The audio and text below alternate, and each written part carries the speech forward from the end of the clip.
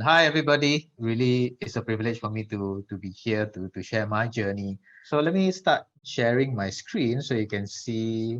So I came out with this title, Charting Your Future in Sport, because I believe that where you are at now, the students, or in fact, even the teachers, pretty much most of you, if not all of you, join or took up this course because you have passion for sport. I must say that's exactly why I embarked on my journey in the sport industry as well. So I just want to share that journey of mine in sport, and maybe you could get some ideas on how you can chart your own journey. So I hope I would be able to provide some ideas for you to start thinking about and what to prepare therefore in your career in sport. My life journey essentially is one of numerous opportunities. I'm certainly thankful for that, coupled with hard work and a bit of luck along the way as well. Way back when I was primary school, so I got influenced by my dad. And also when I went to school, I was a student at Mata Primary School. You can look it up. The school motto at that time was Usaha Tangga Jaya. And it means that hard work is the steps to success. Interestingly, when I went to secondary school, I attended a school at Victoria School, and their motto is Nil Sine Labore, which means nothing without work. And I joined Scouts, and in Scouting, as some of you may know, I don't know whether there are Scouts in the room, but the motto is be prepared. So there are a lot of connection, a lot of links, a lot of resonance between my journey in school to what my belief is about the importance of hard work, therefore. I did say earlier on that in primary school I took up football and secondary school as well. I fell in love with rugby in Sec 4. So I went on in junior college, and despite me starting late in terms of the sport in secondary 4, I went on to represent my school, represent combined school when I was in junior college. And this is the picture of the combined schools team, and we went to Australia back in 1991. And again, it's really about opportunities, hard work, and luck. When I started national service, and then I was put to the officer cadet training school in the police, and that's where my rugby sort of a career really blossomed, because at that point in time, the police rugby team was very, very successful. So the turning point was really when we played in this club competition. So I was at training every single time, and whatever the coach told me to do, I didn't complain. I just did what I was asked to do. And on the first day of this particular tournament, this interclub tournament, the coach decided to drop the national team player, and you can see, and pick me instead. And the coach's response was simple, that Azhar turns up for training. He doesn't miss training session. He worked very hard. So I'm giving him this opportunity to recognize the efforts I've put in. So that was how I got pulled into the national team, and subsequently I went on to represent Singapore over a course of 5 years, representing Singapore in numerous competition in 15s, in sevens, if you understand a little bit about rugby and the various versions of the game.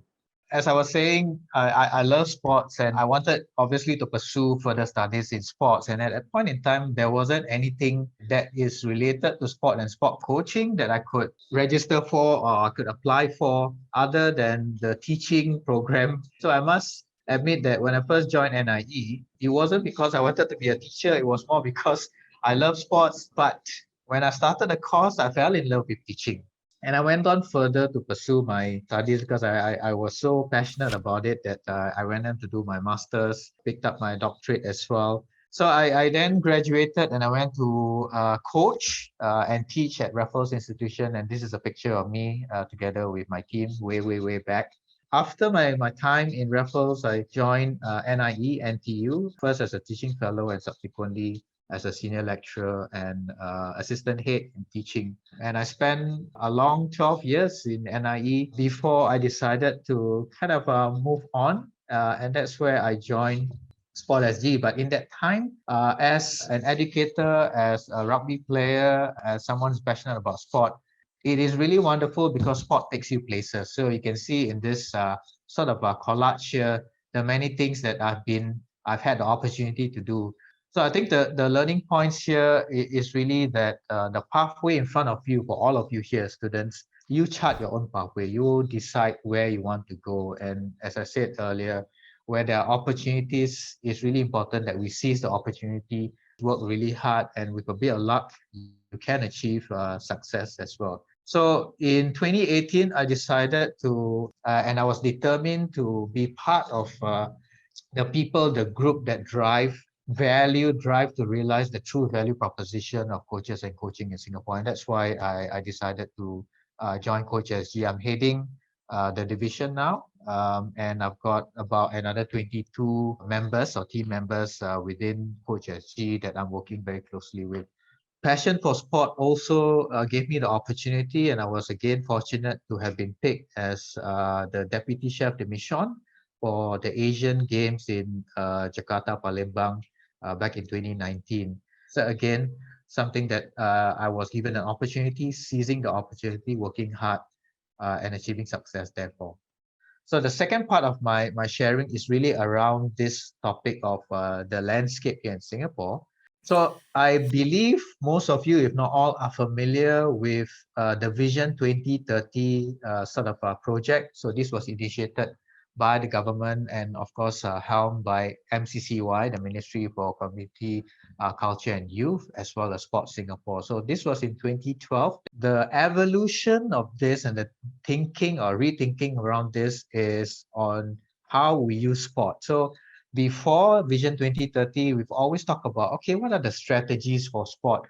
What do we need to do in order for sport to become better or sport to thrive here in Singapore? So we flipped that whole notion of sport and strategy on its head. So instead of thinking about things as strategies for sport, we look at it as sport as a strategy. So that is how sport, the sporting landscape in Singapore has evolved from one that is about strategies for sport to one about sport as a strategy to achieve all of this. And of course, technology becomes an important and a key part of the sport strategy. And that's why you see the technology piece with the smart sport centers, harnessing data intelligence and having that network and business partnership and so on. So that is how it has evolved. So essentially, these are different sectors within the sport industry that you can look at based on your interest. The sport industry has certainly evolved over the years, and many of these positions that you see here on the slide did not exist many years ago. I just want to share this. I'm not sure whether your teachers have shared this previously, but these are the studies that they did and the industry skills needs for the global sport industry.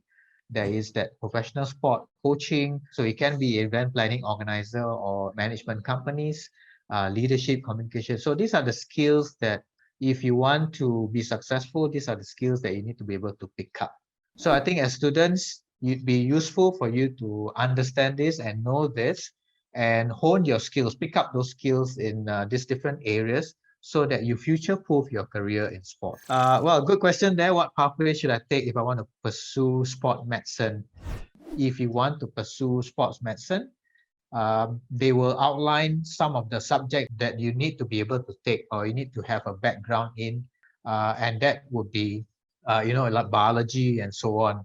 But you don't necessarily need to be a sports doctor. You can be a sports physiologist, or you can be a physiotherapist or a sport trainer. So I saw some of you are interested in sport massage. So you can be a sports trainer and you can be attached to, for example, or work for an SPL club, right? And pursue those different sort of sub-discipline within sports medicine and rehab and recovery. As far as coaching is concerned, sharing with you the demographics of coaches here in Singapore. So there's estimated about 8,000 coaches, of which there are only 6,200 in our national registry. There are quite a number of coaches who are senior in age. Those coaches who are senior in age, they are not so technologically savvy. So they're not so good at digital skills, and digital skills is one of the key skills in the future. So the challenge for us is how do we equip these coaches to be relevant, equip them with stronger digital skills so that they can do well in coaching, in their career in coaching. So COVID has really taught us about the importance of that digital skills. And if we don't acquire those competencies, then we'll be left behind, unfortunately. So that in short was my journey in sport, and my journey continues just like all of us. I hope that was useful for all of you students here. And I wish you all the best in your studies, in your careers in sport. And I hope that there will be more opportunities that come my way. And I know that when the opportunities come my way, I will seize them, I will work hard, and hopefully with a bit of luck, achieve some success as well.